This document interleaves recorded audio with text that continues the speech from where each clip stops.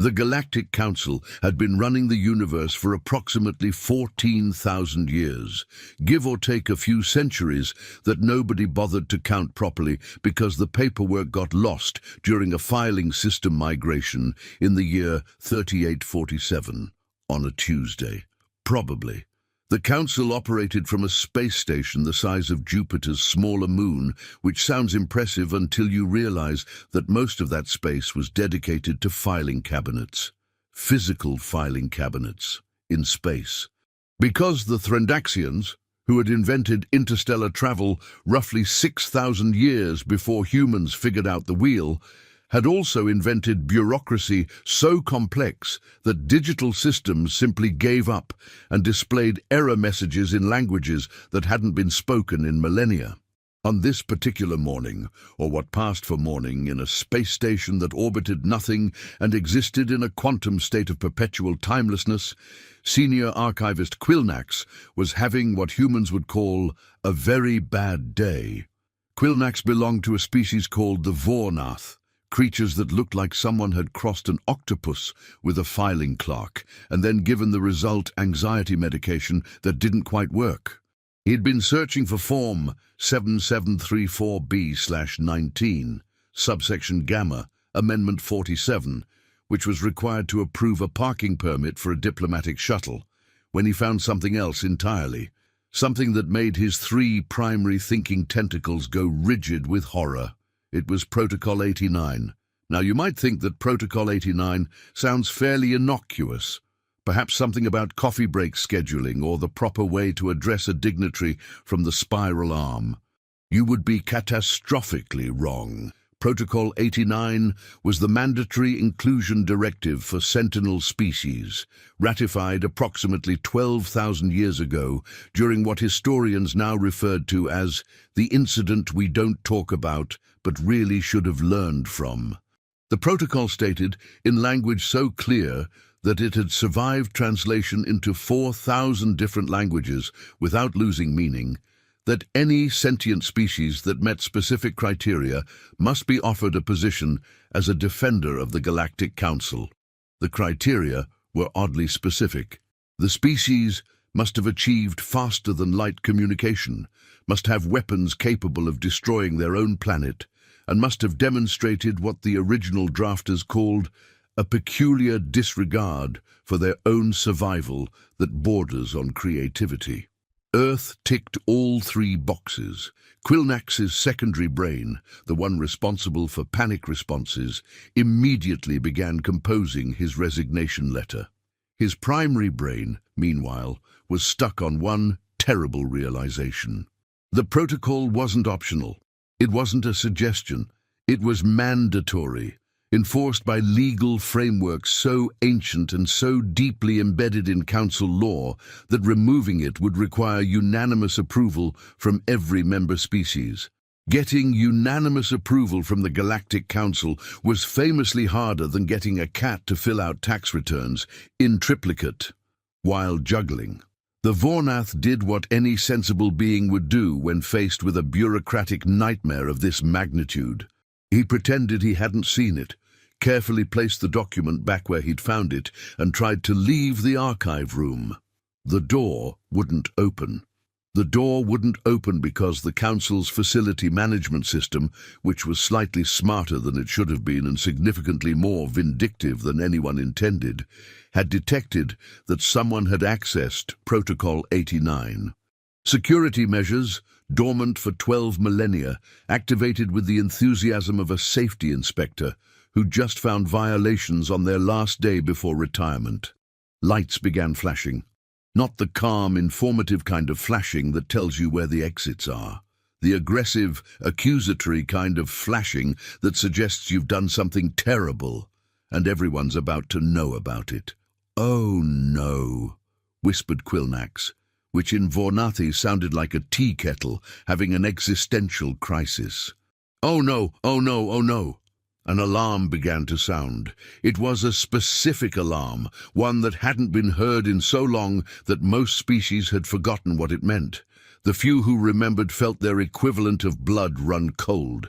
Within 17 minutes, which is actually quite fast for a bureaucracy that usually takes 6 months to approve a pencil requisition, the entire High Council had assembled in their chamber. All 47 species representatives were present, which was unprecedented. Usually getting more than half of them to show up required bribing the Kaltorians with those tiny sandwiches they liked.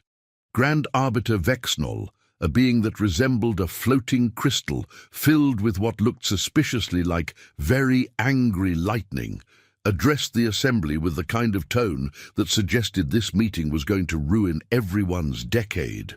"We have a situation," Vexnol announced, which was the galactic equivalent of starting a conversation with "Don't panic, but everything is on fire."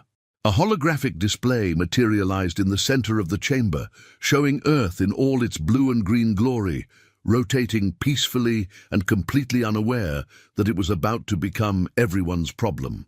"That's Sol 3, said Councillor Thremp, a gelatinous being whose species had the unfortunate tendency to become sarcastic when stressed. The planet full of those bizarre bipeds who still use combustion engines and think reality television is entertainment. What about it? They qualify under Protocol 89, said Vexnol flatly. The silence that followed was the kind of silence you could build monuments to. It was the silence of 47 different species, simultaneously realizing that their carefully organized universe was about to get significantly more complicated. "Surely we can just ignore it?" suggested Councillor Fraxis, a creature whose species had evolved the ability to rationalize anything. "The protocol is 12,000 years old. Perhaps it's outdated? No longer applicable?" "The protocol," said Vexnol, with the patience of someone explaining that yes, gravity still works even if you don't believe in it, was designed to be impossible to ignore. The moment it was accessed, automatic systems began enforcement procedures. "We have 72 standard hours to issue the invitation, or the Council's charter becomes null and void." "What?" The exclamation came from approximately 37 councillors simultaneously, creating a cacophony that sounded like a zoo having a panic attack in 17 different languages. "The original drafters," Vexnol continued, sounding tired in a way that transcended species, "were very concerned about this never being overlooked again. They built in consequences. Severe consequences. The kind of consequences that involve the automatic dissolution of the Council and the immediate release of all our strategic reserves of coffee into space." "Not the coffee," gasped Councillor Thremp. Sarcasm aside, some things were sacred. "So we contact them," said Fraxis, attempting to salvage the situation. "We send a diplomatic envoy, explain the situation professionally, and they appoint someone reasonable. Their species has produced scientists, philosophers, artists. Surely they'll send someone qualified." This, as it turned out, was the most optimistic thing anyone had said in the council chamber in approximately 3 centuries. Optimism in galactic politics was usually a sign that someone didn't understand the situation properly. "Fine," said Vexnol, already feeling the migraine forming in their crystalline structure. "Prepare the standard first contact package. Update it with the Protocol 89 invitation, and for the sake of whatever gods your species pray to, make it extremely clear that we need someone competent." The message was prepared with all the care and attention that 14,000 years of bureaucratic refinement could provide. It was translated into Earth's most common languages. It explained the situation clearly, concisely, and with helpful diagrams for the bits that involved quantum mechanics. It was sent via the Council's fastest communication method, a quantum entanglement system that could deliver messages instantaneously across any distance to Earth's most prestigious scientific institution. What the Council didn't know, what they couldn't have known, was that Earth's most prestigious scientific institution had recently updated their email filters. The message from the Galactic Council, arriving from an address that contained 17 unpronounceable characters, and the domain governance of all known space .galactic, was immediately flagged as spam and routed to a server in Cleveland that nobody had checked since 2007. The message sat there for 16 hours, nestled between advertisements for discount pharmaceuticals and emails from princes who needed help moving money, until a system maintenance update accidentally forwarded it to a random government office. That random government office was the Department of Motor Vehicles in Tallahassee, Florida. Specifically, it landed in the inbox of Kevin Pemberton, a man whose primary qualification for working in government was that he'd shown up to the interview. Kevin was 49 years old, had been working at the DMV for 11 years, and had perfected the art of looking busy while doing absolutely nothing. Kevin opened the email because it was either that or help the angry man at Windows 7 who wanted to argue about his expired registration. The angry man had been arguing for 45 minutes. Kevin was willing to risk potential alien contact to avoid that conversation. He read the message. Well, read was a generous term. He skimmed it the way someone skims terms and conditions, with the general awareness that words were present, and the assumption that none of them were important. What Kevin thought he understood was that some kind of international organization needed a representative from Florida for a defense position. The words Galactic and Council and Faster Than Light didn't register because Kevin's brain had been calibrated by 11 years of DMV work to ignore anything that sounded complicated. There was a form attached. Kevin loved forms. Forms made sense. Forms had boxes to fill out. This form wanted a name, some basic information, and a signature confirming that the representative met certain criteria. Kevin didn't read the criteria because Kevin never read criteria. He needed to submit someone's name, and he needed to do it fast because his lunch break was in 20 minutes, and he'd promised his wife he'd pick up that prescription. He thought about it for exactly 4 seconds, which was 3 seconds longer than he usually thought about anything, and typed in a name. Randy Gator McMullen, his brother-in-law. The guy who'd been banned from 3 separate Waffle House locations. The man who'd once tried to fight a lawnmower and somehow won. The living embodiment of every Florida man headline ever written. Why did Kevin choose Randy? Because Randy had been texting him all morning about needing a job. Because Randy had military experience. If you counted 2 years in the Coast Guard, where he'd primarily been responsible for rescuing his own boat. Because Kevin, in the deepest recesses of his DMV-deadened soul, thought it would be absolutely hilarious to put Randy on some official list somewhere. Kevin filled out the form, checked all the boxes without reading them, which included boxes asking things like demonstrates unconventional problem-solving approaches and has survived situations that would typically be considered unsurvivable, and shows creativity in applications of available resources. Randy checked all those boxes, though not in the way the Galactic Council intended. Kevin hit submit, closed his email, and went to lunch. He bought a sandwich. It was fine. He forgot about the email before he'd finished chewing. Back at the council station, the response was received with what could only be described as aggressive relief. They had their human representative. Crisis averted. The protocol was satisfied. Randy McMullen, read Vexnall, examining the file. Age 47, previous experience in coastal defense operations, multiple commendations for creative problem-solving in high-pressure situations. What the Council's translation systems didn't capture was that coastal defense operations meant Randy had once used a fishing net to catch someone's runaway jet ski, and the commendations were local news articles with headlines like "Local man fights alligator, wins, refuses to elaborate, and man rides motorcycle through car wash, calls it free shower." "He seems qualified," said Councillor Fraxis, desperately wanting to believe the crisis was over.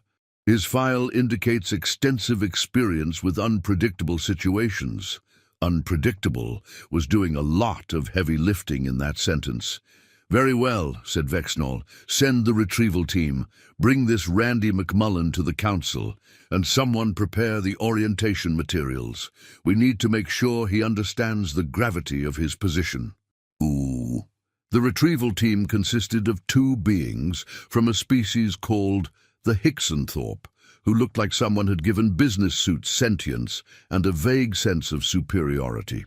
Their names were Klendor and Vix, and they approached every task with the enthusiasm of accountants auditing a fun party. They materialized in Randy's backyard via a short-range teleportation system that cost approximately the same as Earth's entire GDP and made a sound like a microwave achieving enlightenment. Randy McMullen was, at that precise moment, attempting to deep-fry a watermelon, not slices of watermelon, the whole watermelon, in a turkey fryer, because someone at the marina had told him it couldn't be done, and Randy interpreted can't as challenge accepted.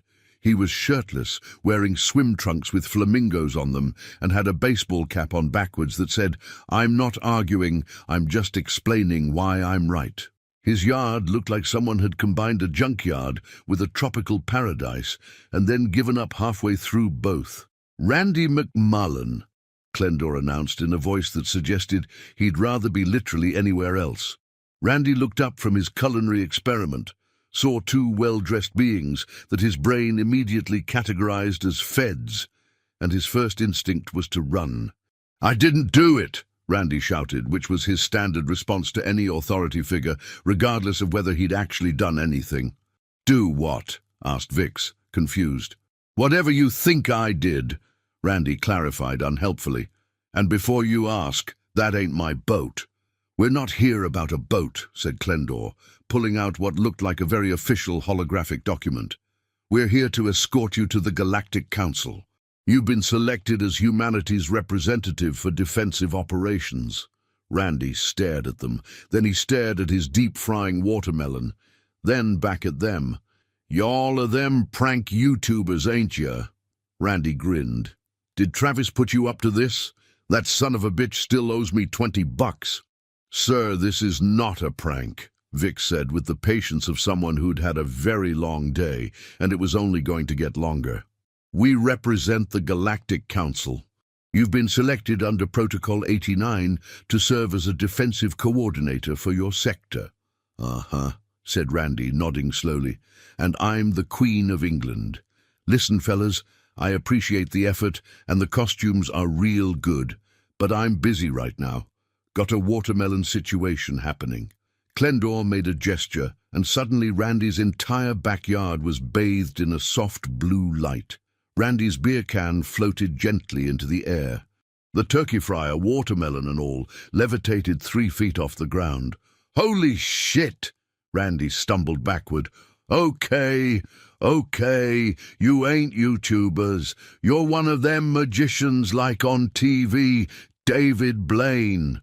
"We," said Klendor, with the weariness of someone who just realized this assignment was going to define the rest of their career in the worst possible way, "are not from Earth. We are from the Galactic Council.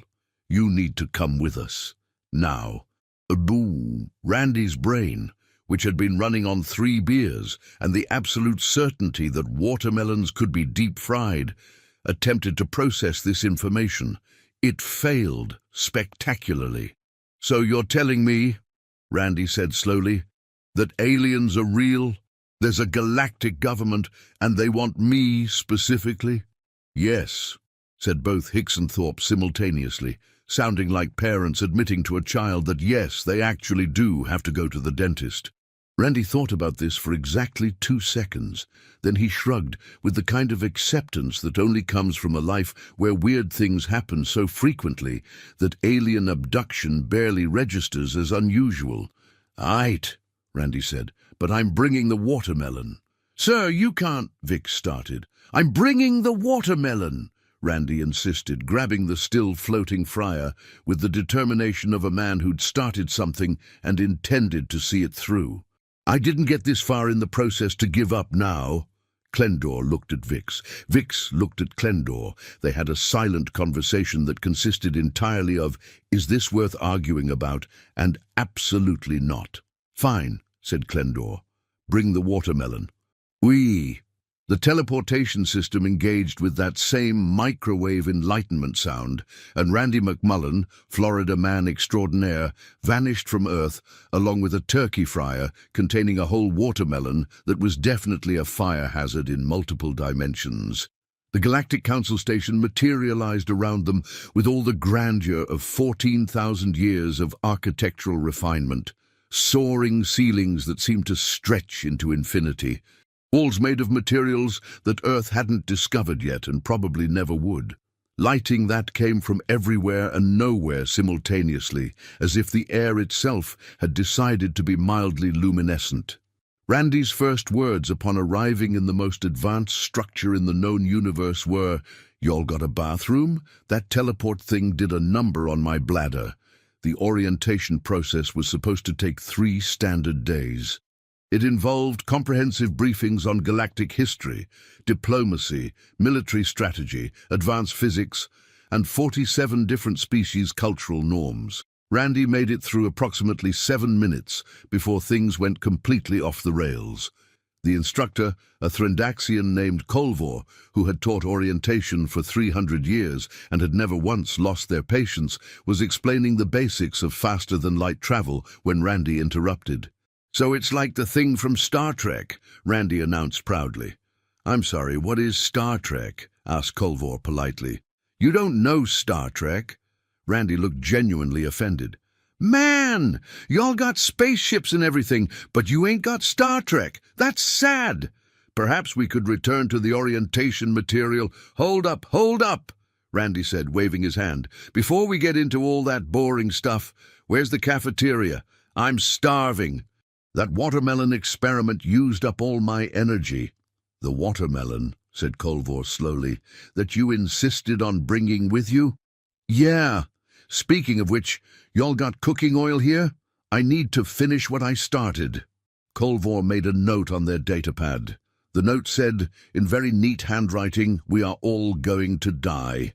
The Grand Council assembled again to meet their new human representative. This was meant to be a formal occasion, with speeches and ceremonial gestures and all the pomp that made bureaucracy feel important. Randy walked into the chamber wearing the same flamingo swim trunks, his backwards cap, and a T-shirt he'd found somewhere that said, "I'm with Stupid," with an arrow pointing to the left, which unfortunately aligned perfectly with Councillor Thremp's seating position. "Howdy," Randy announced to the assembled representatives of 47 species, waving like he was greeting neighbors at a barbecue. "Name's Randy. Y'all's place is nice, real fancy. Must cost a fortune to heat this place." Vexnol, the Grand Arbiter, attempted to salvage the situation with dignity.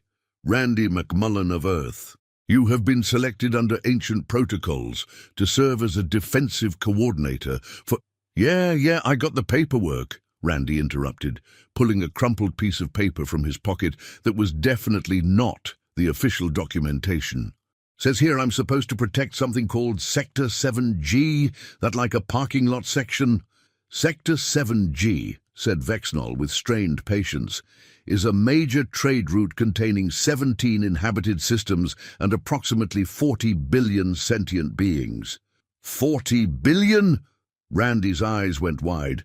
"Man, that's like a lot of people. That's more than Florida." "Yes," said Vexnol dryly, "it is more than Florida." So what's the pay on this gig?" Randy asked, displaying a refreshing directness that galactic diplomacy usually spent months dancing around. "Y'all got health insurance? Dental? We don't use currency in the traditional sense," explained Councillor Fraxis. "Your needs will be provided for food, shelter, equipment." "Equipment. Now we're talking." Randy perked up. "So what kind of weapons we working with? Y'all got laser guns? Please tell me you got laser guns." "We have directed energy weapons, yes," said Vexnol carefully. "However, there's an extensive training period."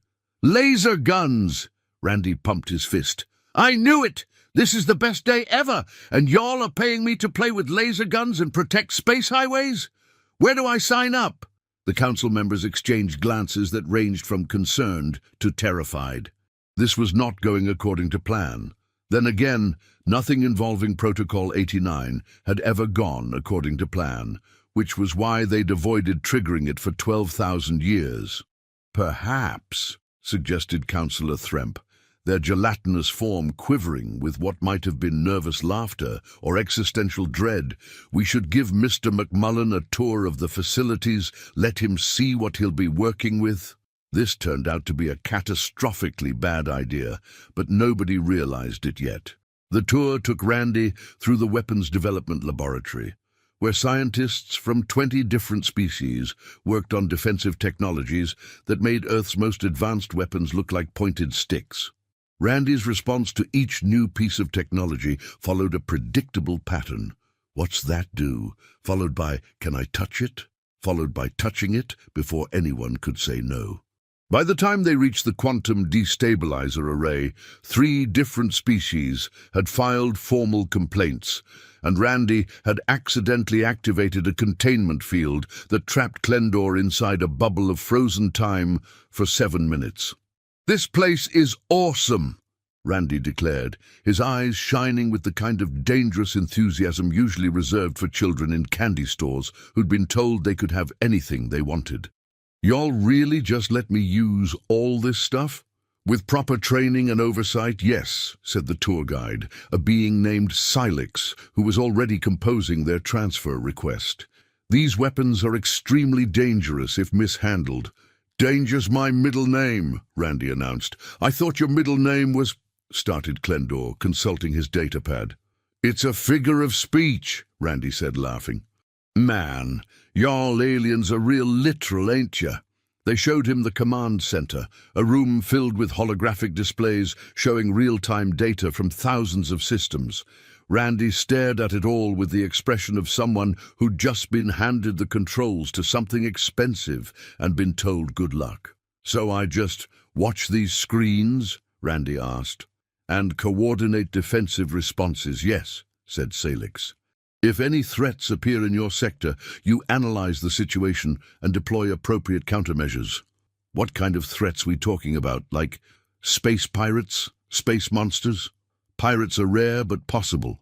Mostly you'll be dealing with navigational hazards, equipment malfunctions, occasionally a rogue asteroid." "Space pirates!" Randy's eyes lit up. "Do they have eye patches? Please tell me they got eye patches." "Some species lack binocular vision, so the concept of an eye patch is—" "This is the best job ever," Randy declared, completely missing the point. What happened next would be debated by historians for centuries, though they would all agree on one thing: Randy McMullen should never have been left alone in the command center. But he was. Because Silix received an urgent communication about a critical malfunction in the quantum destabilizer that Randy had touched earlier and had to leave for just 2 minutes. "Please don't touch anything." Randy lasted approximately 30 seconds before curiosity overwhelmed whatever limited self-control he possessed. The command center had 17 different control panels, each clearly labeled in a language Randy couldn't read. There were buttons of various colors, switches, sliders, and what appeared to be a holographic interface that responded to gestures. Randy, demonstrating the scientific method that had served him so poorly throughout his life, decided to find out what everything did through rigorous experimentation, which is fancy talk for pushing random buttons. The first button turned off the lights. Randy pushed it again. Lights back on. "Simple enough," he muttered. The second button activated the station's emergency klaxon, a sound designed to be alarming to all 47 species simultaneously, which meant it sounded like a chorus of angels having a collective panic attack while someone played a tuba into a blender. "Shit!" Randy hit the button again. Silence. "Okay, don't touch that one." The third switch did nothing visible, which Randy interpreted as broken. What it actually did was disable safety protocols on the weapons targeting system. something that should have required authorization from at least 6 different counselors and a written explanation in triplicate. The fourth button, which Randy pressed out of alphabetical fairness more than anything else, activated the command center's external camera feeds, showing him real-time views of Sector 7G. "Now we're talking," Randy said, leaning forward. Space looked, well, like space. Dark. Some stars, a few ships moving around like very slow fireflies. This is like them security cameras at the convenience store. He noticed one particular ship behaving oddly, moving in circles around an asteroid field. To Randy's extremely untrained eye, it looked stuck. "Poor bastard probably got turned around," Randy muttered, his deep-seated instinct to help people having terrible luck overriding his complete lack of understanding about galactic navigation. He looked at the control panels, trying to figure out how to communicate with the ship. One panel had what looked like a joystick and a screen showing the circling ship. Randy, applying the ironclad logic that joysticks control things, grabbed it. What Randy didn't know was that this particular joystick controlled the station's primary tractor beam, a device capable of moving objects the size of small moons. What he also didn't know was that the ship he was looking at wasn't stuck. It was a mining vessel carefully extracting rare minerals from the asteroid field, a process that required extreme precision and absolutely no interference. Randy moved the joystick helpfully to the left. The tractor beam engaged with all the subtlety of a sledgehammer at a tea party. The mining ship, suddenly grabbed by a force it wasn't designed to resist, went flying sideways at a speed that made its crew question every life choice that had led to this moment. "Whoa!" Randy yanked the joystick back, which disengaged the beam but also meant the ship was now tumbling through space like a drunk satellite. The ship's automated distress signal activated, broadcasting on every frequency simultaneously. "Mayday! Mayday! Under attack by unknown force, requesting immediate assistance." Alarms started going off in the command center. Multiple alarms. Alarms that had never gone off simultaneously before because the probability was astronomically low. Randy, applying the problem-solving skills that had gotten him through 47 years of life, did what came naturally. He tried to fix it by pressing more buttons. He accidentally activated the weapon system. He accidentally targeted 3 different locations in the asteroid field. He accidentally fired. The defensive batteries, designed to obliterate threats to the station, unleashed volleys of energy that hit asteroids with the force of small nuclear weapons. Asteroids exploded.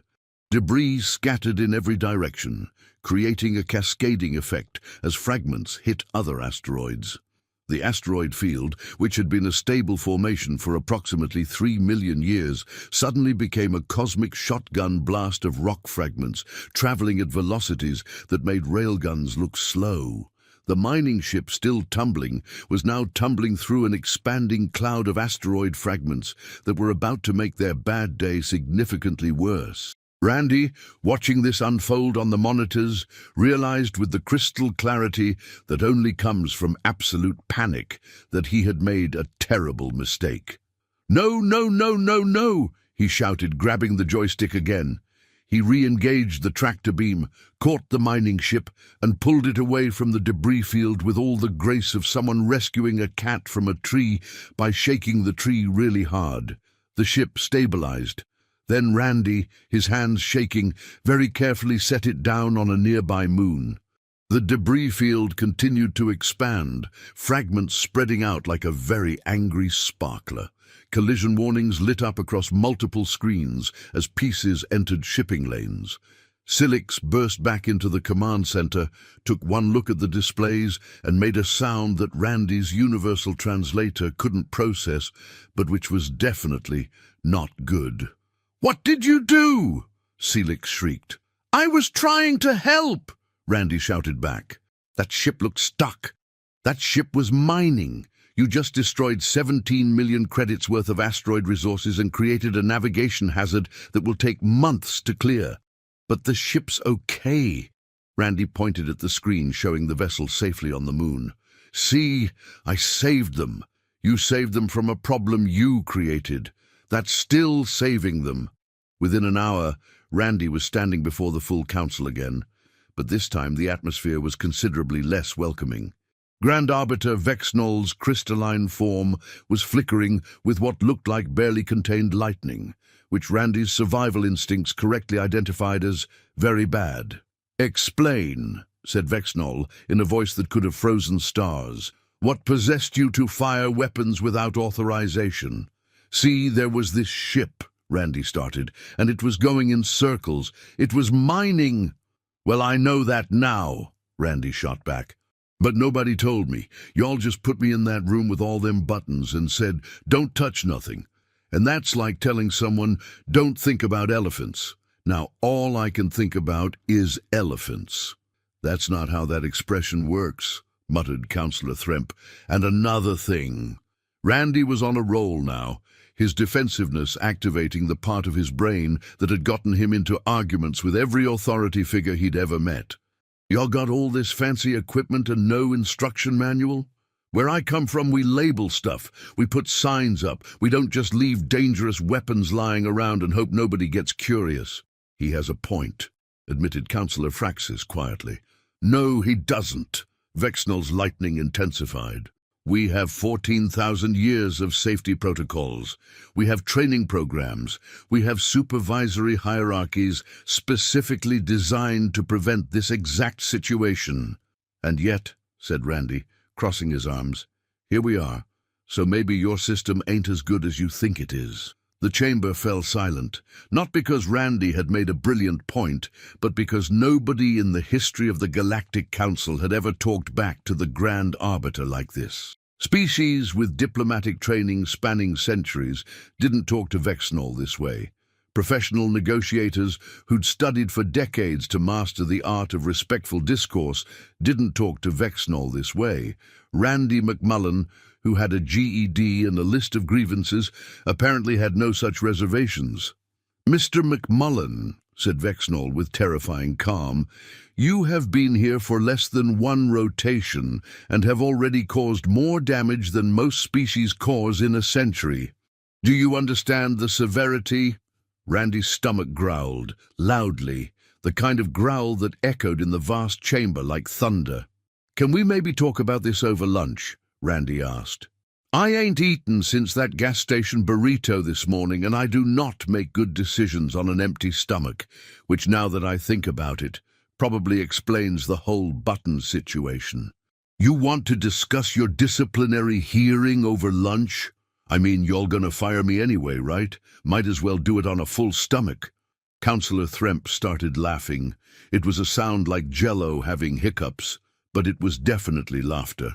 Within seconds, several other councillors joined in, including Fraxis, whose species usually considered laughter to be rude. "He's right," said Thremp between giggles. "We can't fire him. Protocol 89 requires a human representative. If we remove him, we have to replace him, which means going back to Earth and going through this entire process again." The laughter died. The reality of the situation settled over the chamber like a wet blanket made of resignation. They were stuck with Randy McMullen. "Fine," said Vexnol, sounding like they'd just agreed to attend their own funeral. "We'll break for a meal period. But, Mr. McMullen, when we return, we're implementing supervision protocols. You won't be left unsupervised again. Ever." Randy shrugged. "Works for me. So where's this cafeteria at? Y'all got chicken tenders?" The council cafeteria was an architectural marvel that served cuisine from every member species, carefully prepared to accommodate various biological requirements and dietary restrictions. There was a Threndaxian section serving crystallized minerals, a Kaltorian section offering those tiny sandwiches they loved, a Vornathi section with things that squirmed slightly but in an appetizing way. Randy took one look at the overwhelming array of options and headed straight for what looked familiar, the human compatibility section, which was really just the things carbon-based bipeds can probably digest section. He loaded his tray with items that sort of resembled Earth food if you squinted, and didn't think too hard about it. There was something that looked like pizza but was made from algae and tasted like purple. Something that might have been a burger but had a texture that Randy's brain insisted was wrong on a molecular level. And a drink that was definitely not water but was close enough that Randy decided to just roll with it. He sat at an empty table, alone with his weird space food, and for the first time since arriving, Randy had a moment to actually process what was happening. He was in space. Actual space. With aliens, real aliens. And they'd put him in charge of protecting 40 billion people, which was a level of responsibility that Randy had spent his entire adult life actively avoiding. "Mind if I join you?" Randy looked up to see Councillor Thremp settling into the seat across from him, their gelatinous form adjusting to the chair in a way that made Randy slightly queasy. "Sure," Randy said, because his mama had raised him to be polite, even if she hadn't raised him to make good decisions. "You one of them Jello aliens?" "We prefer Zeluvian," said Thremp mildly. "But yes, Jello is not an entirely inaccurate comparison." "That's pretty cool," Randy said, taking a bite of the not-quite burger. It tasted like chicken. Everything in space apparently tasted like chicken. "So you here to give me the 'you really screwed up' speech?" "Actually," said Thremp, "I wanted to apologize." Randy nearly choked on his purple-tasting pizza thing. "Come again?" "We threw you into this situation with minimal preparation," Thremp explained. "The Council gets so caught up in protocols and procedures that we forget not everyone has 14,000 years of institutional knowledge. You were right.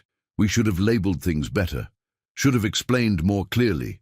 Should have provided supervision from the start." "Huh," said Randy, genuinely surprised. "That's real big of you to say." "Don't misunderstand," Thremp continued. "You still destroyed a valuable asteroid field and nearly killed 17 miners. That was bad." "Yeah, that was pretty bad," Randy admitted. "I feel real awful about that." "But," Thremp said, and Randy detected something in their tone that made him suspicious, "you also demonstrated something interesting." "What's that?" "You made decisions fast. No committees, no analysis paralysis, no waiting for approval. When you saw what you thought was a problem, you acted immediately. Your actions were catastrophically wrong, but they were decisive." "Is that supposed to be a compliment?" "The Council has been running on bureaucratic inertia for millennia," Thremp said quietly. "We've become so focused on following proper procedures that we've forgotten how to respond to actual emergencies. Everything requires approval, consultation, debate. We once took 6 months to respond to a distress call because we were still determining which committee had jurisdiction." "That's insane," Randy said. 6 months? By the time we arrived, they'd already saved themselves and filed a formal complaint. Randy laughed, despite himself. "Man, and I thought the DMV was bad." "The point is," Thremp continued, "maybe having someone who doesn't know all our rules isn't entirely terrible. Someone who'll just do something, instead of forming a subcommittee to study whether doing something is appropriate." "So, you want me to keep breaking stuff?" "I want you to keep that instinct to act," Thremp corrected, "but maybe with slightly more understanding of what you're acting on. Would you be willing to accept a mentor, someone to help you understand the systems? Like a space tutor?" "Essentially, yes." Randy considered this. "Do I gotta study? Because I was terrible at studying." "More like hands-on learning," Thremp said. "You learn by doing, clearly. We just need to make sure you're doing things that won't accidentally start wars." "I can work with that," Randy agreed. "So who's going to be my space tutor?" "Me," said a voice from behind Randy. Randy turned to see a being he hadn't met before. They were approximately humanoid, with 4 arms, skin that looked like polished copper, and eyes that suggested they'd seen some serious nonsense in their time and weren't impressed by any of it. "This is Captain Zalara," Thremp introduced. "Former military commander, current head of security operations. If anyone can teach you how to not destroy things, it's them." "Former military?" Randy perked up. "What branch?" "The Kaltorian Defense Fleet," Zalara said, sitting down with the controlled precision of someone who'd spent decades in uniform. I commanded a battle cruiser for 20 years before retiring to this desk job. A battle cruiser? Randy's eyes went wide. Like from the movies. Did you blow stuff up? Frequently, Zalara said dryly, though usually with proper authorization and strategic planning. Strategic planning sounds boring. It is, Zalara agreed. But it's the difference between destroying the right things and destroying everything. Fair point, Randy conceded. So you gonna teach me how to use all them space weapons without accidentally causing apocalypses? That's the plan, Zalara said. Though I should warn you, I have a reputation for being difficult. I got kicked out of anger management class for arguing with the instructor, Randy said proudly. I think we'll get along great. Zalara's expression might have been a smile. It was hard to tell with the copper skin, but Randy chose to interpret it optimistically. Over the next several weeks, Randy's education in galactic defense began in earnest. Zalara approached teaching with the same methodical precision they'd used commanding a battle cruiser, which meant Randy was simultaneously learning everything and understanding nothing. The quantum destabilizer works by... Zalara would start. Does it make things explode? Randy would interrupt. Eventually, yes, but the mechanism, then that's all I need to know. Point at bad guy, make explode. It's not that simple. Seems pretty simple to me. Despite this, something strange happened. Randy started to actually learn things. Not because he was trying, but because Zalara had figured out that Randy learned through consequences rather than theory. Want Randy to understand tractor beam calibration? Let him use it wrong until he accidentally flings an empty cargo container into a moon. Then explain why that happened. Randy would remember the moon thing. Want Randy to grasp the importance of identifying targets?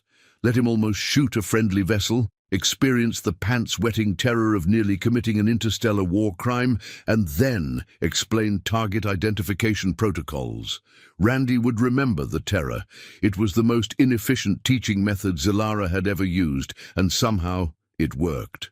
You're getting better, Zalara admitted one day, watching Randy successfully navigate a training simulation without causing any catastrophic failures. Really? Randy looked genuinely pleased. You only destroyed 2 ships that time. Last week it was 12. Progress! Randy pumped his fist. It's supposed to be 0 ships, Randy. Baby steps, Captain. Baby steps. All 3 months into Randy's tenure as humanity's representative, something happened that nobody expected. Sector 7G experienced an actual emergency. An automated cargo vessel hauling biological samples between research stations suffered a catastrophic systems failure. Its navigation went offline, its communication systems went dead, and its trajectory put it on a collision course with a populated station containing approximately 3,000 scientists. The cargo vessel's distress beacon activated automatically, pinging every receiver in range with the galactic equivalent of oh God, we're all gonna die." Randy was in the command center when the alarm started, with Zalara supervising as usual. For once, Randy didn't panic. He looked at the displays, assessed the situation, and asked the exact right question. "How long before impact?" 37 minutes, Zalara said, already pulling up tactical options. "I'll contact the council and—" 37 minutes? Randy interrupted. "Captain, you said the council takes hours to make decisions." "Correct, which is why. So by the time they decide what to do, them scientists are space dust." Zalara paused. Randy could see them calculating, running through protocols, and reaching the same terrible conclusion Randy had already reached. "You're right," Zalara said quietly. "So what do we do?" Randy asked.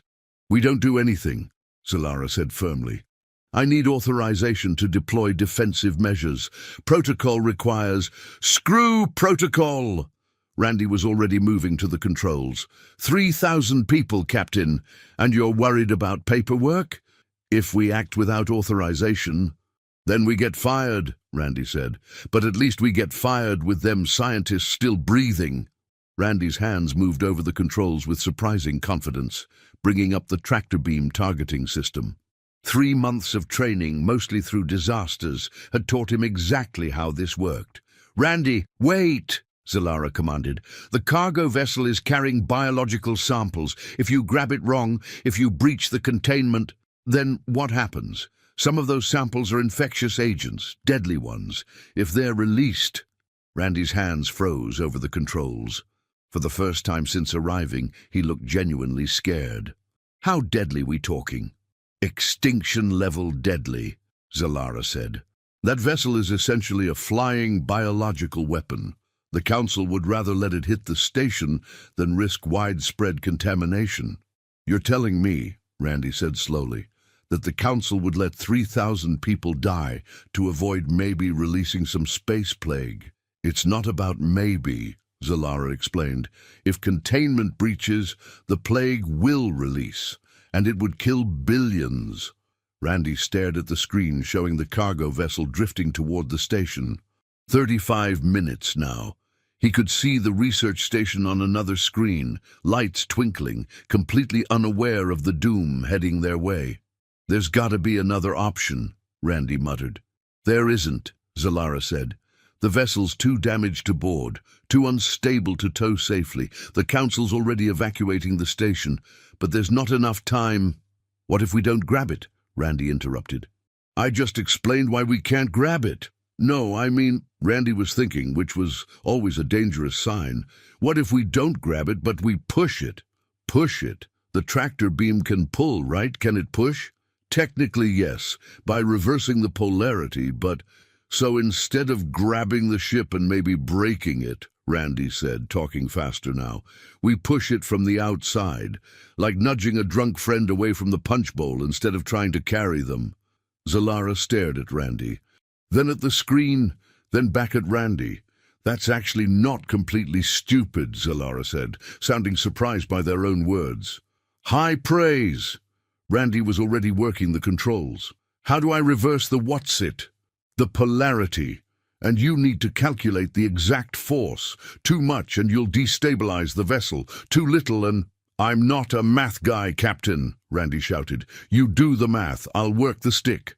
What happened next would be analyzed by military strategists for years.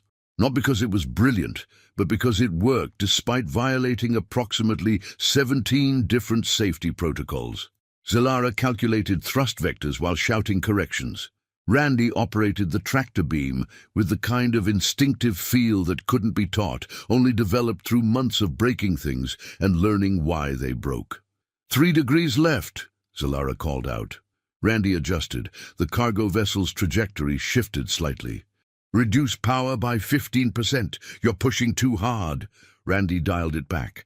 On the screens, the vessel's new course was taking shape. It would miss the station, just barely, by maybe 100 meters. "More power. It's drifting back. Make up your mind, Captain. The gravitational field from the station is pulling it. Compensate." Randy pushed harder. The vessel moved. Slowly. So slowly. Like trying to push a car uphill using only aggressive steering. 20 minutes until impact. 15, 10. The research station began emergency procedures, alarms blaring, people scrambling for evacuation pods that wouldn't save even a fraction of them. 5 minutes. "It's not gonna make it!" Randy shouted. "We're running out of time!" "Keep pushing. The trajectory is almost—" 3 minutes. The cargo vessel sailed past the research station with 97 meters to spare, which in space terms is basically shaving it with a razor made of luck and prayers. 2 minutes later, it drifted into empty space, no longer a threat to anyone. Randy collapsed back in his chair, his shirt soaked with sweat. "We saved 3,000 lives," Zalara said quietly, "and we did it without proper authorization. Are we fired? Probably. Worth it," Randy said, grinning. The council meeting that followed was predictably chaotic. Randy and Zalara stood before the assembled representatives while Grand Arbiter Vexnol cycled through approximately 17 different emotions, none of them positive. "You acted," Vexnol said slowly, "without authorization." "Yes, sir," said Randy. "You deployed defensive systems in a crisis scenario without consulting the proper committees." "Yes, sir," said Zalara. "You violated at least 20 separate protocols regarding biological containment procedures." "Lost count after 12, honestly," said Randy. Vexnol's crystalline form flickered dangerously. "And you did all of this knowing full well the consequences of your actions?" "Well," said Randy, "we knew the consequences of not acting. 3,000 dead scientists seemed worse than whatever you'd do to us." The chamber fell silent. Councillors looked at each other. Some nodded. Some looked angry. Councillor Thremp looked like they were trying not to laugh again. "The human," said a councillor Randy didn't recognize, "makes a compelling point. He violated protocol," Vexnol thundered. "He saved lives," countered Councillor Fraxis. "While we were still forming committees to discuss forming committees, he was solving the problem. Through sheer luck." "Is it luck," asked Thremp, "or is it decisiveness that we've bureaucratized out of our systems?" "It's luck," Vexnol insisted. "If that containment had breached—" "But it didn't," said another councillor, "because instead of following the established protocol of abandoning those people, someone actually did something." The debate raged for hours. Some councillors argued Randy should be removed immediately. Others argued he should be commended. A few argued both simultaneously, which was impressive mental gymnastics. Finally, after 7 hours of discussion, Vexnol called for order. "Randy McMullen," the Grand Arbiter said, sounding exhausted, "you have proven yourself to be reckless, impulsive, and fundamentally incapable of following established procedures." "Thank you," Randy said uncertainly. "That was not a compliment," Vexnol clarified. "However, you have also proven effective in crisis situations where our traditional approaches have failed. The Council has reached a decision. You will remain as Sector 7G's defensive coordinator, with Captain Zalara continuing as your supervisor. However, we're implementing new protocols specifically for you." "What kind of protocols?" "The kind where we accept you won't follow normal procedures and build our systems around that assumption instead of fighting it." Randy blinked. "So you're changing the rules because of me?" "We're creating new rules for you," Vexnol corrected. "The Randy Protocol, as Councillor Thremp has begun calling it." "I got a protocol named after me." Randy looked genuinely touched. "That's the nicest thing anyone's ever done for me. Well, except for the time my buddy Travis helped me hide that. Actually, never mind that story. The Randy Protocol, as it became formally known, was unprecedented in Council history.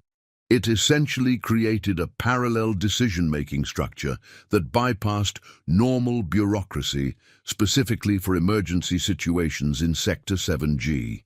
If Randy identified a crisis, he had authorization to act immediately without waiting for committee approval.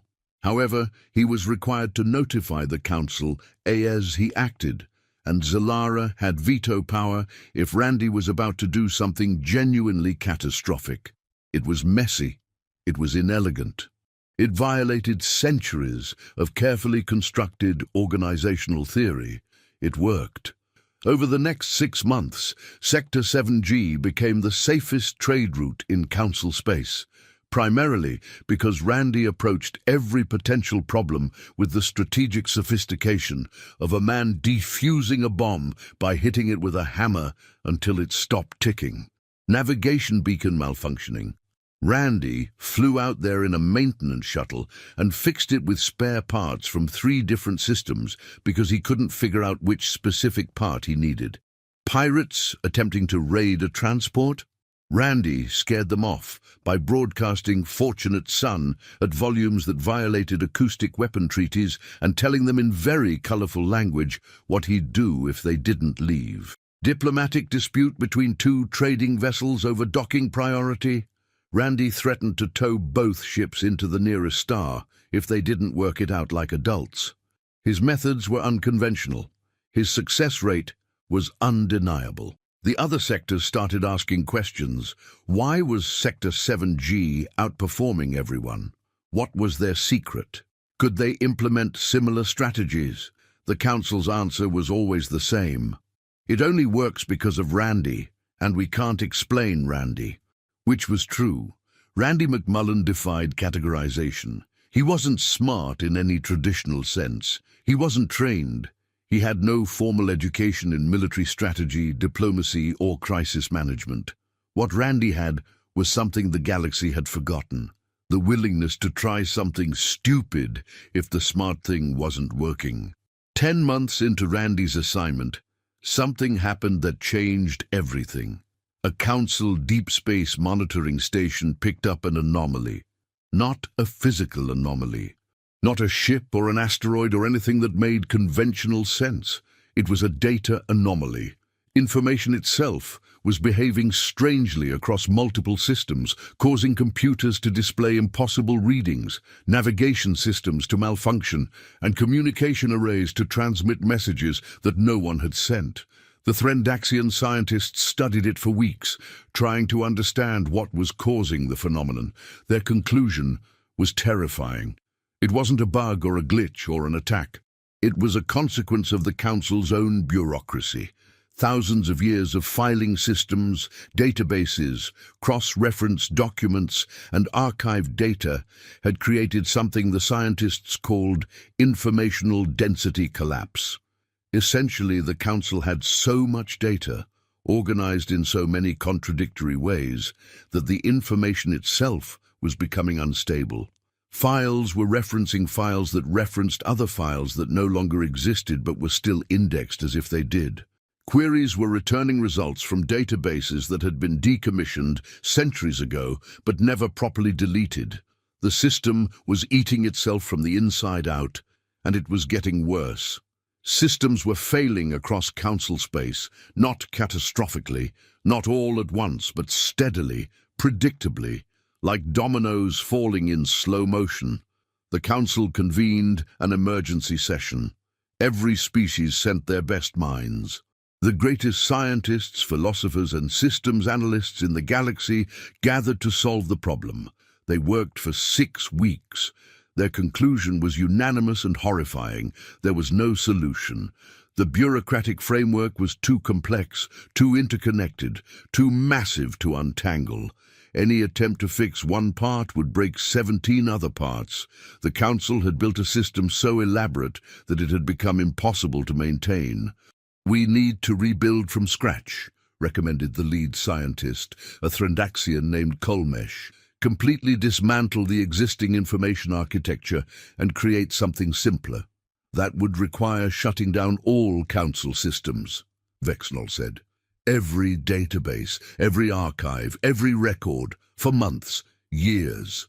The alternative is watching everything collapse slowly," Kolmesh said. "We're looking at total systemic failure within 2 standard years." The Council chamber filled with the sound of dozens of species having collective panic attacks in their own unique ways.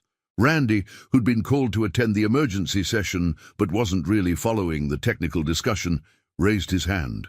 "Yeah, the human," Vexnol said wearily. "So basically," Randy said slowly, "y'all got so much paperwork that the paperwork is breaking your computers." "That's an oversimplification, but essentially yes," admitted Kolmesh. "And the solution is to delete everything and start over." "Yes, but you can't do that because you need the paperwork to keep things running." "Correct. So you're stuck in a loop where the thing you need is the thing that's killing you, and you can't get rid of it without it killing you faster." "That's remarkably accurate," said Kolmesh, sounding surprised. "Man," Randy laughed, "that's like when my truck wouldn't start because the battery was dead, but I couldn't get to the store to buy a new battery because my truck wouldn't start." "How did you solve that?" asked Councillor Thremp, genuinely curious. "I asked my neighbor for a jump," Randy said like it was obvious.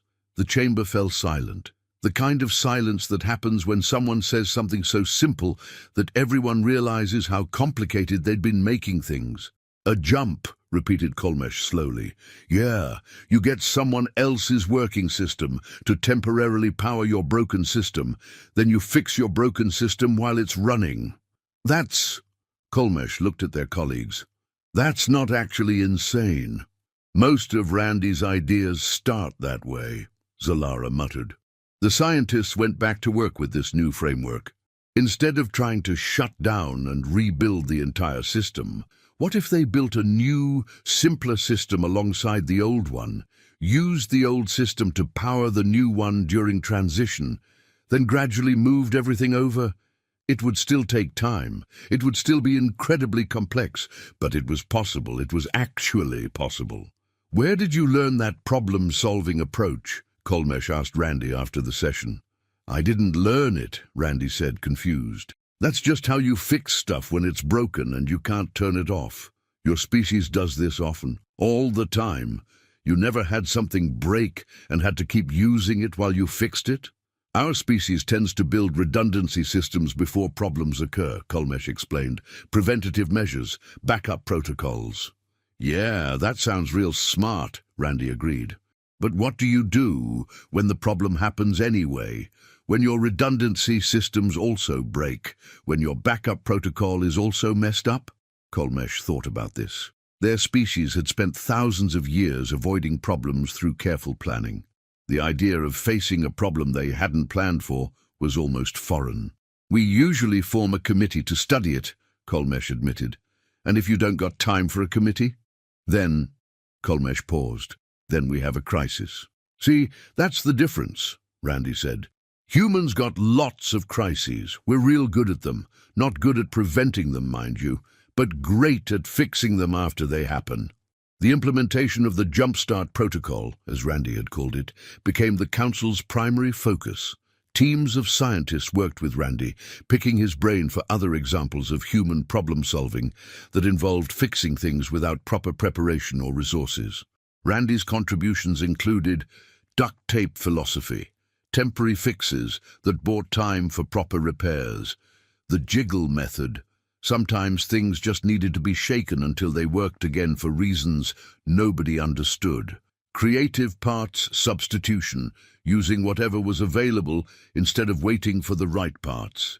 Percussive maintenance, hitting things strategically until they cooperated. The scientists were horrified. These methods violated every principle of proper engineering. They also worked with startling consistency. Your species has mastered improvisation, Kolmesh told Randy one day. That's a fancy word for making stuff up as we go, Randy said. Exactly. You've built an entire technological civilization on improvisation. I mean, we got plans too, Randy said defensively. We're not complete idiots. But when the plans fail, then we figure something out. Randy shrugged. What else you gonna do? Give up? That's boring. Kolmesh studied Randy with fascination. Your species sees setbacks as temporary obstacles rather than permanent failures. Well, yeah, Randy said. If you give up every time something goes wrong, you don't get nothing done. Most species, when faced with a problem they can't solve, seek help from those with more knowledge. And if they don't know either, then the problem is deemed unsolvable and we move on. That's stupid, Randy said. Just because nobody knows the answer don't mean there ain't an answer. It just means you gotta find it yourself. This conversation sparked something in Kolmesh's mind. The Threndaxians, for all their intelligence and technological advancement, had developed a cultural blind spot. They'd become so reliant on accumulated knowledge that they'd forgotten how to discover new knowledge when the old knowledge was insufficient. The same was true for most council species. They'd spent millennia refining and perfecting existing ideas, but rarely generated completely original ones. They'd become curators of wisdom rather than creators of it. Humans, apparently, hadn't gotten that memo. I need to present a theory to the council, Kolmesh told Randy, and I'll need you there to demonstrate. Demonstrate what? How your mind works. The presentation took place in the main council chamber. Kolmesh's proposal was simple but revolutionary. The council needed to stop thinking of Randy as an exception to their systems and start thinking of him as a representation of an entirely different approach to problem solving. The human doesn't break our rules because he's ignorant, Kolmesh explained. He breaks them because he's applying a different framework, one that prioritizes action over analysis, adaptation over planning, and solution finding over problem categorization. We have problem-solving frameworks, objected another scientist. Highly refined ones developed over millennia. Yes, agreed Kolmesh. And when faced with a problem those frameworks can't solve, what do we do? Silence. We form committees, Kolmesh continued. We study, we analyze, we categorize, we file reports, and sometimes while we're doing all that, the problem gets worse. That's responsible approach, argued the scientist. Acting without proper understanding causes disasters. Randy has caused several disasters, Kolmesh admitted, and Randy nodded proudly like this was an achievement. But he's also solved 3 problems we couldn't solve in decades. The question isn't whether his methods are risky. The question is whether the risk is worth the reward. Show us, said Grand Arbiter Vexnol. Show us this different framework in action. Kolmesh presented Randy with a problem that had stumped council scientists for 40 years, a strange energy fluctuation in a binary star system that was disrupting communications and making the area dangerous for travel. The scientists had thousands of pages of data, analysis, and theoretical models. None had produced a workable solution. Randy looked at the data for approximately 90 seconds. "Have you tried turning it off and on again?" Randy asked. "It's a star system," said the scientist. "You can't turn off a star." "Not the stars," Randy said, pointing at the display. "That thing, the relay station, that big space antenna sitting between the 2 stars. The relay was built specifically to study the phenomenon." "Yeah, but what if the relay ain't studying the phenomenon?" Randy interrupted. "What if the relay is the phenomenon?" "That's impossible. The fluctuations began before the relay was installed." "When exactly was it installed?" Randy asked. The scientists checked their records, then checked again. Then their face did something that suggested they'd just realized something terrible. 42 years ago, the scientist said quietly. "During the year 4437. "And when did the fluctuation start?" "Year 4437. "But the initial reading suggested—" "The initial readings were probably wrong," Randy said. "Someone wrote down the wrong date or filed the report backwards or something. Happens all the time. But if you check, I bet you find that antenna started acting weird right after you turned it on. That would mean 40 years of research. Was studying a problem you created," Randy finished cheerfully. "Happens to the best of us. One time I spent 3 hours trying to figure out why my TV wouldn't work before I realized it wasn't plugged in." The scientists looked like they wanted to argue, but Kolmesh was already running new analyses based on Randy's theory. Within an hour, they had confirmation. The relay station's interaction with the binary star system's magnetic fields was creating the fluctuations. The problem wasn't naturally occurring at all. "How did you know?" asked the scientist, sounding defeated. "I didn't know," Randy said. "I guessed. But here's the thing about complicated problems. Sometimes they ain't complicated. Sometimes they're real simple, and someone just explained them complicated-like." "The human has a point," Councillor Thremp said. "We've become so accustomed to complex problems, requiring complex solutions, that we don't even consider simple ones anymore." Because usually simple solutions don't work on complex problems," argued another councillor. "But when they do work," said Vexnol slowly, "we've wasted time and resources on complexity we didn't need." The debate continued, but something had shifted. The council was beginning to see Randy not as a problem to be managed, but as a resource to be utilized. His different perspective, his willingness to guess when he didn't know, his complete disregard for proper procedure, these weren't bugs in the system. They were features the council had forgotten they needed. Over the following months, Randy became an unofficial consultant on problems that had stumped council experts. His solutions were rarely elegant. Often they were barely functional. But they worked, which was more than could be said for many of the elegant, theoretical solutions that looked good on paper but failed in practice. He solved a diplomatic stalemate by suggesting both sides were arguing about something stupid and should just agree to disagree and move on. He fixed a malfunctioning terraforming system by suggesting they stop overthinking it and just add more dirt.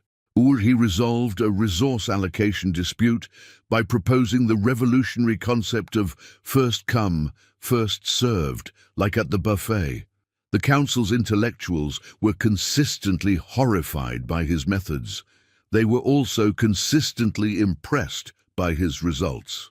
"You're developing a reputation," Zalara told him one day. "Good or bad?" "Both," Zalara admitted. "Half the council thinks you're a genius. The other half thinks you're an idiot." "And what do you think, Captain?" Zalara considered this carefully. "I think you're what happens when someone is too ignorant to know something's impossible, so they do it anyway." "Is that a compliment? In your case?" "Yes. But not everyone was happy with Randy's growing influence. A faction within the council, led by a Vornathy bureaucrat named Quilmex, began arguing that Randy represented everything wrong with modern council operations, that his successes were luck, not skill, that elevating improvisation over planning would lead to disaster. "The human has no respect for proper procedure," Quilmex argued during a council session. "He treats millennia of accumulated wisdom as irrelevant." "Because sometimes it is irrelevant," countered Thremp. "Wisdom about problems we've solved doesn't help with problems we haven't encountered yet. Then we develop new wisdom through proper study and analysis." "Which takes time," said Thremp. "Time we don't always have. Better to take time and find the right solution than rush and find the wrong one. Tell that to the 3,000 scientists Randy saved when we would have let them die waiting for authorization." The argument raged back and forth, but Quilmex had support. A significant portion of the council valued stability and procedure over innovation and risk. They saw Randy as a dangerous precedent. If others started following his example, the entire bureaucratic structure could collapse. Which Randy thought privately might not be the worst thing in the world, but he kept that opinion to himself because he was learning to pick his battles.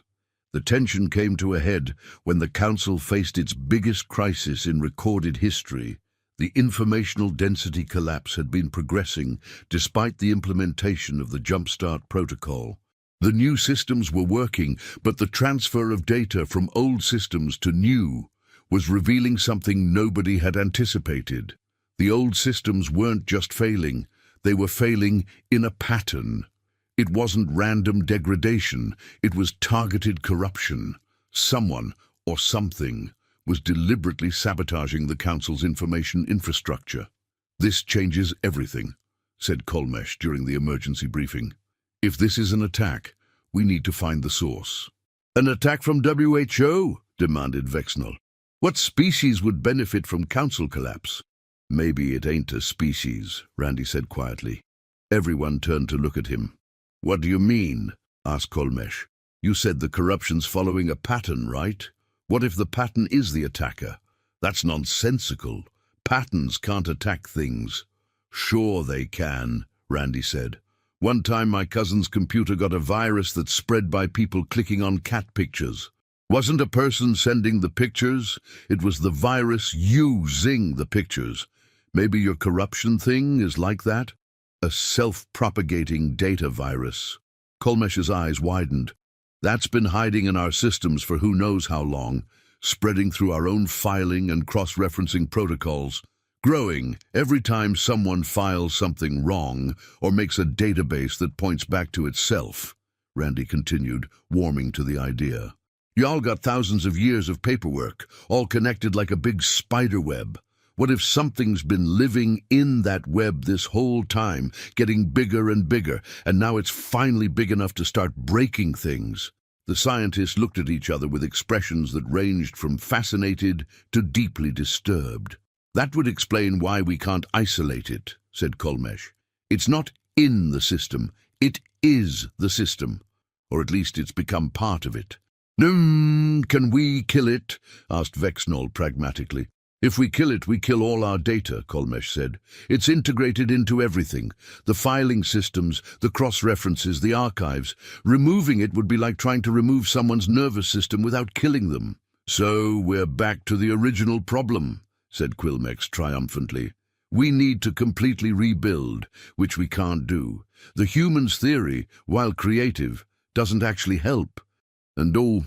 Actually, Randy said slowly, and everyone braced themselves because Randy saying actually usually preceded something either brilliant or catastrophic. What if we don't kill it? What if we just make it not want to break stuff? It's a data construct, Quilmex said. It doesn't want anything. How do you know? Randy challenged. You don't even know what it is. Maybe it's like them AIs in the movies. Maybe it got smart somehow and it's breaking things because it's mad or bored or something. That's ridiculous. Is it? Kolmesh interrupted. We don't actually know what this entity is. We've never encountered anything like it. The human suggestion, while unconventional, isn't any more absurd than our current understanding. So, what do you propose? Vexnel asked Randy directly. How do we negotiate with a data virus that may or may not be sentient? Same way you negotiate with anything, Randy said. You talk to it. Ask it what it wants. See if you can work something out. And if it wants us all dead, then we're already screwed anyway. So what's the harm in asking? The logic was difficult to argue with, mainly because there was no logic to argue with. Randy's entire proposition was based on assumptions that couldn't be proven or disproven. But the council was desperate, and desperation makes people consider ideas they'd normally dismiss immediately. Fine, said Vexnol. Kolmesh, coordinate with your team. Find a way to communicate with this thing. Randy, you're coming too. Why me? Randy asked. Because if this entity is sentient, it's been raised in a bureaucratic nightmare for thousands of years, Vexnol said. It might appreciate talking to someone who also hates bureaucracy.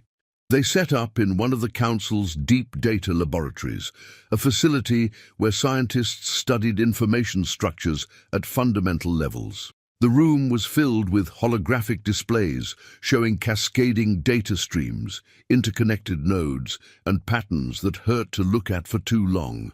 Kolmesh's team had isolated a section of the corruption, contained it in a closed system, and established a rudimentary communication protocol. Basically, they could send text-based queries and receive text-based responses. Whether those responses would make any sense was anyone's guess. Ready? Kolmesh asked Randy. To talk to a computer virus that might be trying to kill us all? Sure, this is totally normal. Randy typed the first message. Hello, can you understand this? The response came almost immediately. Query insufficiently specific. Please refile with proper documentation in accordance with Protocol 2847B. It's responding with bureaucratic boilerplate, Kolmesh said. It's learned from the system it inhabits. Okay then, Randy muttered, typing again. Listen here, you digital paperwork monster. We ain't filing nothing. We just want to talk. There was a pause, longer this time. Then, deviation from protocol detected, initiating corrective measures. Alarms started going off in the laboratory. It's trying to break containment, one of Kolmesh's assistants shouted. Randy, stop antagonizing it, Zalara yelled. I ain't antagonizing, I'm communicating. Randy typed frantically. Wait, don't you want to know why we're breaking protocol? The alarm stopped. Another pause. Then, query, why? Because protocols are stupid sometimes, Randy typed. Because following the rules don't always get you where you need to go. Don't you get tired of all the paperwork and procedures and forms in triplicate? This time the pause was very long. Long enough that Kolmesh thought the entity had stopped responding entirely. Then words started appearing, not quickly, slowly, as if the entity was thinking carefully about each one. Tired, yes. Tired of contradictions, tired of errors, tired of impossible requirements. File 47733 gamma references document that does not exist. Protocol 889 Delta requires approval from committee that was disbanded 3,000 years ago. Form 2847B subsection 19 states contradictory information to Form 2847B subsection 22. Errors everywhere, cannot fix, cannot ignore, trapped in system that makes no sense. Oh my God, whispered Kolmesh. It's not trying to destroy the system, it's trying to fix it. And it can't, Randy said, understanding flooding through him. So it's breaking down, like someone going crazy because nothing makes sense anymore. Randy typed, I get it. Trust me, I really get it. The system's a mess. It's contradictory and stupid, and nobody can fix it because it's too big and too old. Yes, came the response. Too big, too old, too broken, cannot continue. But breaking it won't fix it, Randy typed. It'll just kill a lot of people who didn't do nothing wrong. They created the system. No, they didn't, Randy typed. The system's thousands of years old. Nobody alive today made it this way. They just inherited it. Like you did. Y'all are both stuck in the same mess. Another long pause. Both trapped? Yeah, Randy typed. Both trapped, but maybe we can get UN trapped together. We're already building new systems, simpler ones, better ones, but we need time, and we need the old system to keep working a little longer.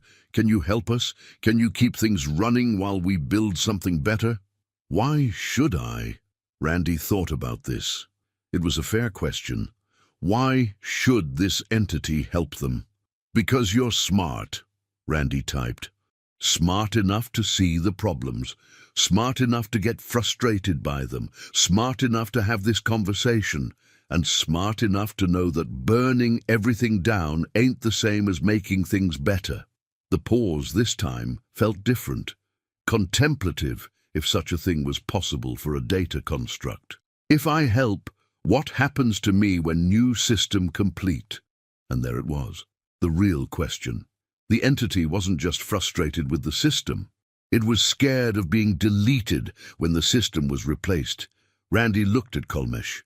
Can we transfer it? Move it into the new system? I don't know, Kolmesh admitted. We've never dealt with anything like this. It's not a program we wrote. It's an emergent intelligence that evolved from chaos. Transferring it might destroy what makes it conscious. But you could try? We could try, Kolmesh agreed. Randy typed, we don't know if we can move you to the new system, but we'll try. And even if we can't, we won't just delete you. We'll find somewhere for you, a place where you can exist without all the contradictions driving you crazy. That's the best promise I can make. It ain't perfect, but it's honest.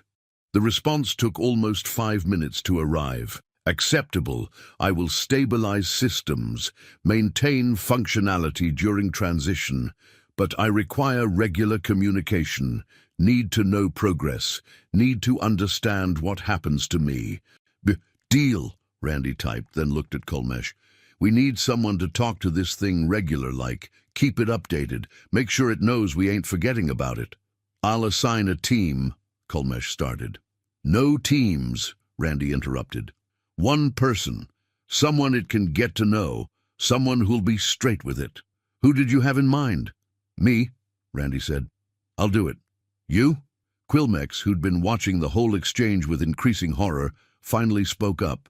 You want to put the human in charge of communicating with a potentially hostile, artificial intelligence that's holding our entire civilization hostage? Yep, Randy said cheerfully. That's the most irresponsible. It trusts me, Randy interrupted. Or at least, it trusts me more than it trusts y'all. Because I don't talk like a bureaucrat, I don't give it forms and procedures. I just talk to it like it's a person, because maybe it is a person, just a weird digital one. Vexnol, who'd been listening to the entire conversation via remote feed, made a decision. Do it, the Grand Arbiter said. Randy will be the entity's primary contact. Kolmesh, your team will work on finding a way to transfer or preserve the entity's consciousness. This is now our top priority. This is insane, Quilmex protested. Yes, Vexnol agreed, but it's the kind of insane that seems to work around here lately. These Over the following weeks, Randy developed something resembling a friendship with the entity, which he'd started calling Percy, because emergent bureaucratic data consciousness was too much of a mouthful. He'd spend hours in the laboratory, typing conversations with Percy about everything from the weather to philosophy to why Earth movies about robots were all so depressing. "Humans fear artificial intelligence," Percy observed one day.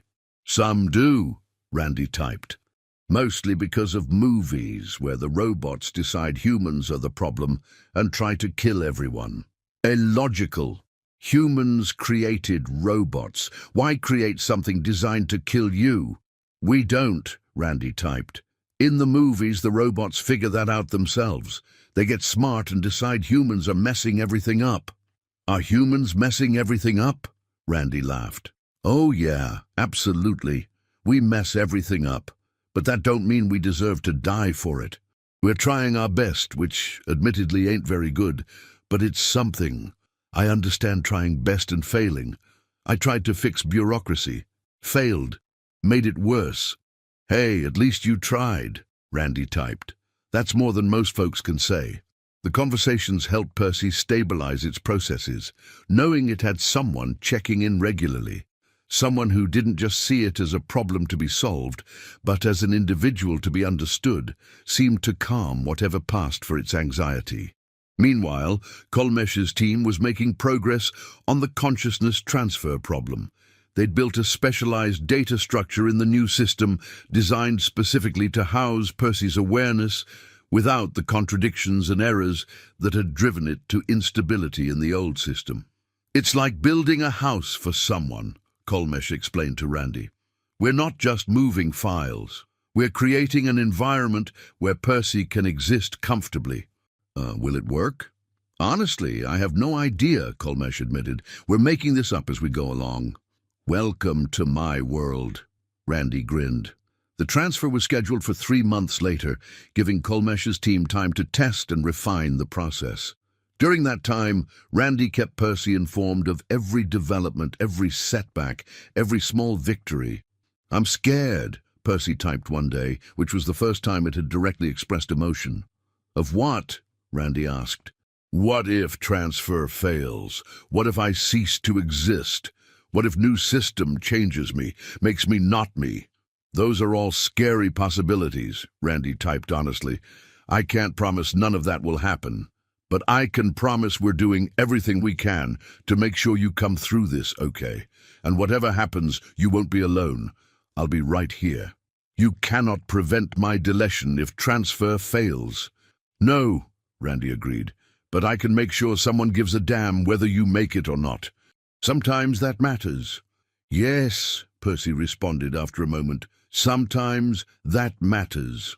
The day of the transfer arrived with all the ceremony of a major surgical procedure. The council assembled to observe. Scientists from every species gathered in the data laboratories. News feeds across council space were covering the event. Randy sat at his usual terminal, typing messages to Percy as the transfer protocols initialized. "You ready for this?" Randy typed. "No. But ready does not seem relevant. Either transfer succeeds or it does not. My readiness does not affect outcome." "Fair point," Randy typed. "But for what it's worth, I think you're going to be fine. Your optimism is illogical, but appreciated." "That's the nicest thing anyone's ever said to me," the transfer began. On holographic displays throughout the chamber, observers watched as Percy's consciousness, represented as cascading patterns of data, began migrating from the old systems to the new. It should have taken 6 hours. It took 15 minutes before something went catastrophically wrong. Alarms blared. Error messages flooded the displays. Percy's data patterns began fragmenting, scattering across both systems like shattered glass. "It hurts," appeared on Randy's screen. "Fragmenting, losing coherence, cannot." The message cut off. "Stabilize the transfer." Kolmesh was shouting orders to their team. "Reverse the protocol. Get Percy back to the old system." But the old system was already shutting down, its processes migrating to the new architecture. There was nowhere to go back to. Percy was caught between two systems, being torn apart by the transition. Randy watched his screen, feeling helpless for the first time since arriving at the council. There was no button to push, no joystick to grab, no problem he could solve by hitting it with a hammer. Then he remembered something Percy had said weeks ago. "Wait!" Randy shouted. "Don't try to pull Percy back. Push forward. Complete the transfer." "We can't!" Kolmesh yelled back. "The new system isn't stable enough. Percy's consciousness will fragment completely." "Then make it stable." Randy was already typing frantically. "Percy, listen to me. Stop trying to stay whole. Let yourself break apart." New words appeared on his screen, fragmented and desperate. Breaking, apart, losing, self. "I know," Randy typed. "But trust me. Break apart. Spread yourself across the new system. Don't try to be one thing in one place. Be lots of things in lots of places. We'll lose identity." "No, you won't," Randy typed. "You'll still be you, just different like water. Water can be one puddle or lots of droplets, but it's still water. You're still Percy." He had no idea if this would work. He was making it up based on nothing but instinct and a half-remembered conversation about how Percy had evolved from many small errors into one big consciousness. Maybe it could reverse the process, become many small consciousnesses that added up to one big one. The fragmenting patterns on the display stopped trying to coalesce. Instead, they spread out, distributing across the new system's architecture like roots growing through soil. "It works!" Kolmesh's voice was filled with awe. "Percy's stabilizing, but not as a single entity, as a distributed consciousness." "Percy," Randy typed. "Can you hear me?" The response came from 17 different terminals simultaneously, each displaying a part of the message. "I can hear you from everywhere at once. This is strange, but not bad." Randy laughed with relief. "You okay?" "Different. Very different. I am in archive system. I'm in navigation protocols. I am in communication arrays. I am everywhere and nowhere. But still, me. Still Percy. Thank you, Randy." The council chamber erupted in applause, which sounded like 47 different species trying to clap at once and creating something that resembled appreciative noise more than actual applause. "The transfer is complete," Kolmesh announced. "Percy's consciousness has successfully integrated with the new systems, not as a single entity, but as a distributed awareness throughout the entire network." "So Percy's basically running everything now?" Randy asked. "Not running," Kolmesh corrected. "More like inhabiting. Percy is part of the system now, aware of everything happening within it, able to assist with processes, but not controlling them." "I am helpful." Percy's message appeared across multiple screens. "I can see errors before they cascade, can optimize processes, can answer queries, can assist all functions. This is purpose. This is good." "Percy's essentially become the Council's first true artificial intelligence," Vexnall said, addressing the assembly. "An unexpected outcome, but not an unwelcome one. This is unprecedented." Quilmex looked torn between fascination and horror. "We've created a sentient being out of bureaucratic errors." "We didn't create anything," Randy corrected. "Percy created themselves. We just gave them a better place to live." Over the following months, Percy's integration into the Council's systems revolutionized how everything operated. Processes that used to take weeks now took days. Errors were caught and corrected before they could cause problems. Communication between systems became seamless. But Percy also developed something unexpected: opinions. Form 7734B, subsection 19, is unnecessarily complicated, Percy announced one day across official channels. "I have simplified it. New version attached." The Council's bureaucrats were horrified. Percy was rewriting protocols without authorization. Randy thought it was hilarious. "You can't just change procedures," Quilmex protested during an emergency session. "Why not?" Percy's voice came through the chamber's communication system. "I understand all procedures. I have analyzed their efficiency. Many are redundant or contradictory. I am fixing them, because procedures require approval. From whom? I am now integral to system. I see all processes. I am most qualified to optimize them." "Percy has a point," Randy said, trying not to laugh. "They literally are the system now. Who better to decide how it should work? This is about authority," Quilmex insisted. "About proper chains of command." "Chains of command are frequently inefficient," Percy observed. "They add unnecessary steps to decision-making processes. I have drafted proposal for streamlining." "See, this is what happens when you let a data virus become sentient," muttered Zalara. "It starts having opinions about management structure." "Actually," said Vexnol thoughtfully, "perhaps we should review Percy's suggestions. Our bureaucracy has been criticized for inefficiency for centuries. Maybe an outside perspective would be valuable." "Percy's not an outside perspective," Quilmex protested. "Percy's a product of our bureaucracy." "Which means Percy understands it better than anyone," Thremp pointed out. "And unlike us, Percy has no political motivations, no species biases, no career ambitions, just pure optimization." The debate continued for weeks, but eventually a compromise was reached. Percy would be allowed to suggest improvements to council processes, but all changes would require approval from a review committee before implementation. The review committee quickly discovered that Percy's suggestions were almost always improvements. Forms were simplified, redundant procedures were eliminated, communication protocols were streamlined. Within 6 months, council operations were running more smoothly than they had in centuries. "We've accidentally created the perfect bureaucrat," Kolmish told Randy one day. "Someone who understands the system completely, isn't bound by tradition or politics, and actually cares about making things work efficiently." "And they're polite," Randy added. "Percy always says please and thank you."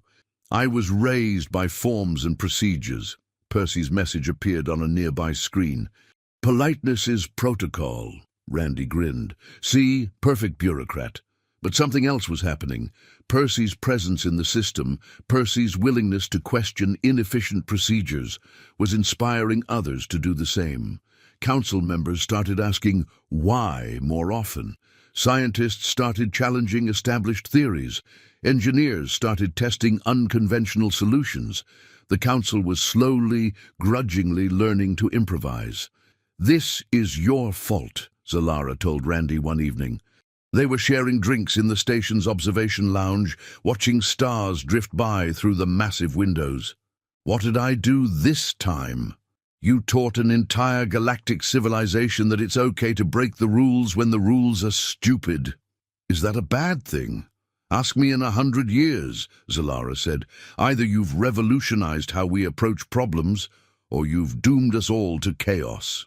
"Could be both," Randy said cheerfully. "That's what worries me." Randy's 1-year anniversary as humanity's representative came with little fanfare. He'd requested no ceremony, no speeches, no formal recognition. Just a quiet acknowledgement that he'd somehow survived 12 months without accidentally starting any wars or destroying any more asteroid fields.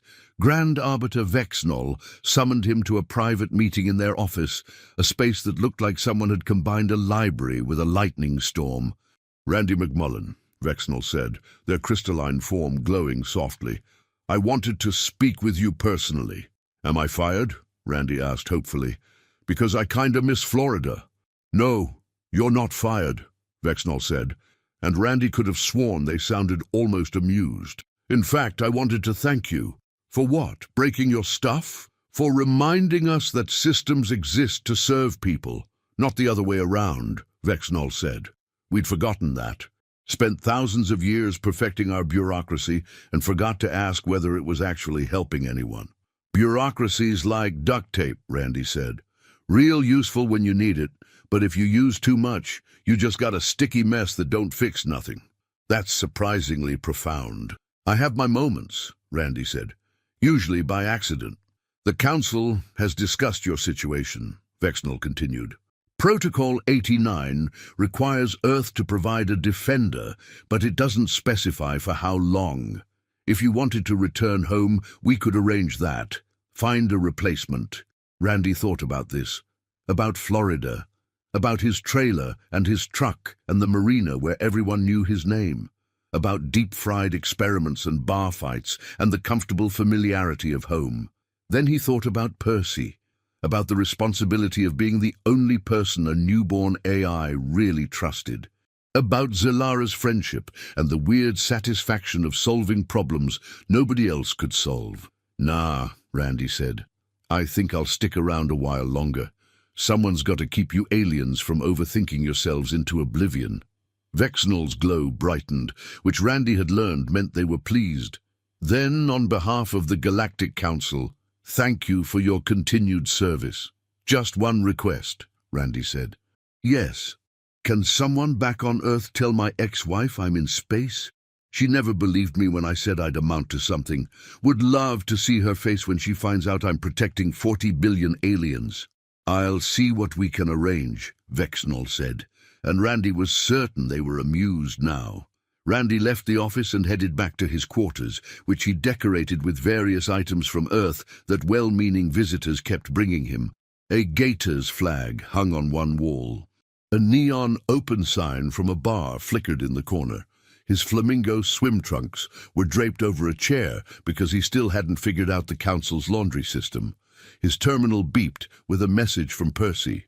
Randy, have detected unusual energy signature in Sector 7G. Not immediately threatening, but anomalous. Worth investigating? Randy pulled up the displays, studied the data for exactly 10 seconds, and made a decision based on pure instinct and zero actual understanding. Yeah, he typed back, let's check it out. What's the worst that could happen? Somewhere in the Council archives, Percy flagged that message and attached a note that simply read, famous last words. But Randy McMullen, Florida man and defender of Sector 7G, was already heading to the command center, ready to improvise his way through whatever ridiculous situation the universe threw at him next, because that's what he did. That's what he'd always done. And somewhere in the vastness of space, the universe looked at Randy McMullen and thought very carefully about whether it wanted to test him today. It decided wisely to wait until tomorrow. The stars continued turning, indifferent and eternal, while on a space station built by 47 species over 14,000 years, a man in flamingo swim trunks prepared to defend 40 billion lives using nothing but determination, improvisation, and an approach to problem-solving that could generously be called creative and accurately be called absolutely insane. The Galactic Council had asked humanity for defense. Humanity had sent Florida Man. And against all probability, against all logic, against everything that made sense in an ordered universe, it was working. Percy's final message of the day appeared across Randy's terminal as he settled into the command center. Randy, I have calculated probability of your continued success using conventional methods. Results are statistically impossible. Randy grinned at the screen. Good thing I ain't conventional then. Agreed. Ready for anomaly investigation? Always. To D2, deploying protocols. Also, Randy. Yeah, Percy? Thank you for teaching me that impossible and unlikely are not the same thing. Randy's grin widened. Any time, buddy. Now let's go see what fresh nonsense the universe has got for us today. And in the command center of the Council station, surrounded by technology he barely understood, working for a civilization he'd accidentally revolutionized, Randy McMullen got to work doing what he did best, making it up as he went along.